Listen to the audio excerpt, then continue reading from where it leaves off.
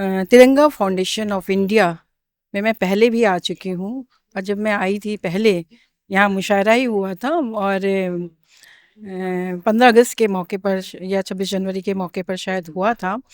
हो गए इस बात को 2 ढाई साल हो गए होंगे। और तब ये ऑडिटोरियम यहाँ पर बन रहा था। और आज इस ऑडिटोरियम में जश्न तिरंगा जो हुआ है, तो और ये उर्दू अकादमी के सहयोग से हुआ है।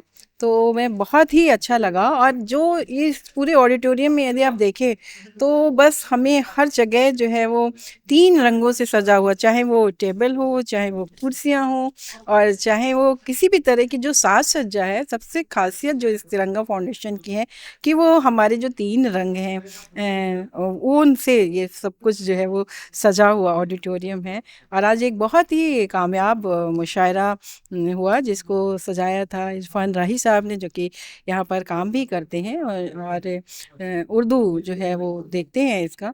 और इसका हिंदी है, उर्दू है, पंजाबी है।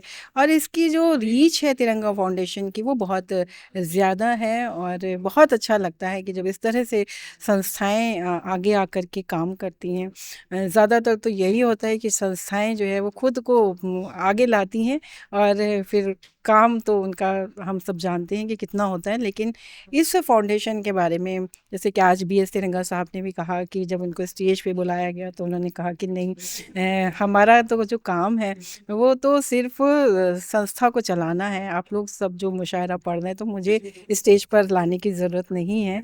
तो ये बात बहुत दिल को छू गई कि सच में संस्थाएं जो होती हैं वो इसी तरह से आगे बढ़ती हैं और इसी तरह से समाज में काम करती हैं। तिरंगा फाउंडेशन जो है वो तरह तरह के जो समाज की जो सेवा है, वो अपने अपने तरीके से और अनेक उसमें जो है वो कर रही है। चाहे वो बच्चों को पढ़ाने की बात हो, और चाहे वो एकता की बात हो, तमाम तरीके से जो है वो तिरंगा फाउंडेशन अपना काम कर रही है। मैं बहुत बहुत बधाई देती हूँ। Thank you so much ma'am.